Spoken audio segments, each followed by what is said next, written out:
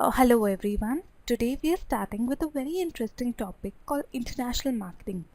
But before we begin, let me take you through the course structure or rather the syllabus for the subject. There are going to be 14 chapters starting with the international marketing phenomenon, international trade theories and barriers, international marketing entry methods, researching foreign markets, culture and buyer behavior, governmental and political risks, financial risks and currency concerns, organizing for international marketing, international distribution strategy, international product strategy and segmentation, branding internationally, international price strategy, international promotion strategy, international marketing strategy, and finally, we'll be doing a few case studies.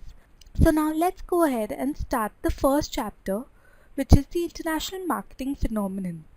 Nowadays, every one of us is so eager and so much aping the West.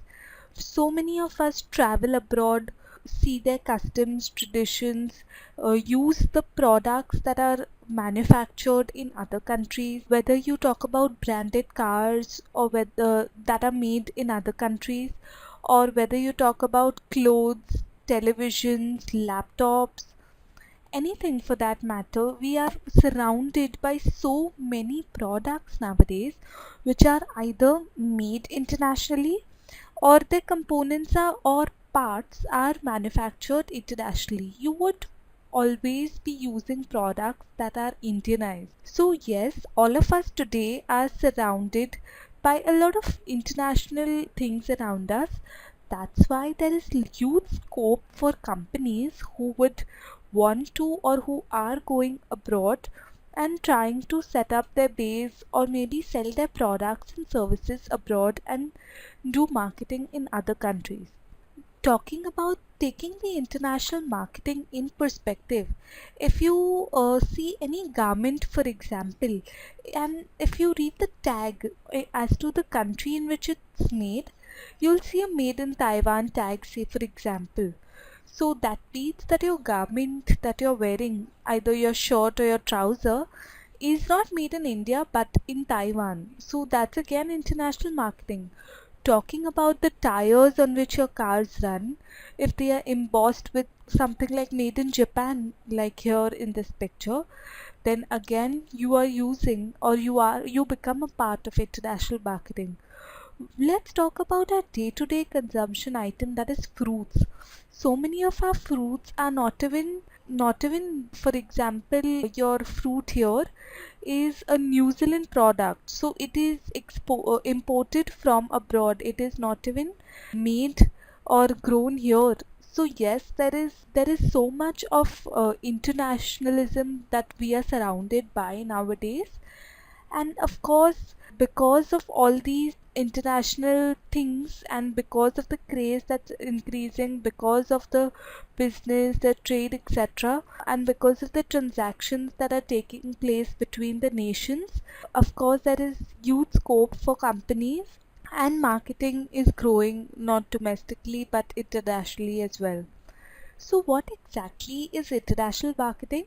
Philip Couture and John Hess have defined international marketing as the performance of business activities that direct the flow of a company's goods and services to consumers or users in more than one nation. Now, if I have to explain you in extremely simple terms, international marketing is nothing but marketing beyond your national boundaries. So, as we all know, that in marketing we talk about your 4 P's. We make a product, we price it, we distribute it, we make promotion strategies. So, yes, we do everything of that, but not in the local or the domestic market, but in the global market. Understanding their needs, their requirements, their culture, their lifestyle, their habits, their likes and dislikes, preferences, and accordingly, marketing strategies are made by companies. In fact, there is an example given here on the slide of Coca-Cola. As we can see, Coca-Cola today is become a global company. Whichever nation it is marketing itself with that particular nation's language and the other characteristics, so it has placed itself very well in the international market. Of course, international marketing plays a very important role in our lives, because had it not been for international marketing, there would be so many products or services for that matter that we would not really get, or even if we would get, it would not be in sufficient quantities, or it would be at a very high price. So, of course, international marketing has brought about a drastic change in our lives, which is, of course, a very positive and a good change for us.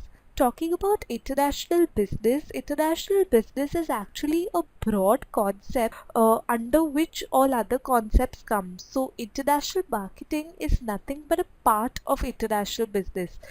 So, international business is the exchange of goods and services among individuals and businesses in multiple countries. So, when we talk about international business, we talk about transactions between two companies but in different nations. We talk about import export, we talk about marketing activities in other nations, we talk about comparative analysis between the economic systems. We also talk about the comparative analysis, maybe say in management of firms that are similar in nature but in different nations. So international business is a very huge term, and you have many subsects or many sub things that come under international business. One of the next concept again that comes under international business is international trade. Now, international trade relates only to your import and export activities and all the restrictions and incentives that the nation's government puts either to facilitate trade or to save the domestic nations. So, international trade may be defined as the activities of firms relating to the production of products domestically for the purpose of shipment to buyers in foreign countries and procurement of foreign made products. So, what this definition is trying to say is you produce certain products domestically in your country for the purpose of shipping them or sending them to buyers in foreign countries, and you also, in exchange, get foreign made products from other countries into your own country. Let us now see some terms that are used to describe international marketing.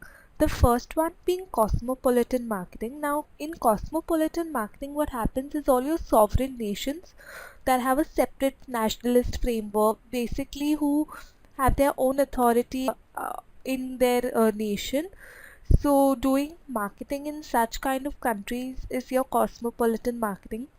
In global or world marketing, what you're doing is you are considering the entire world as one market, and you don't differentiate between the different nations, but you have one particular strategy for the entire all the countries in which you are operating.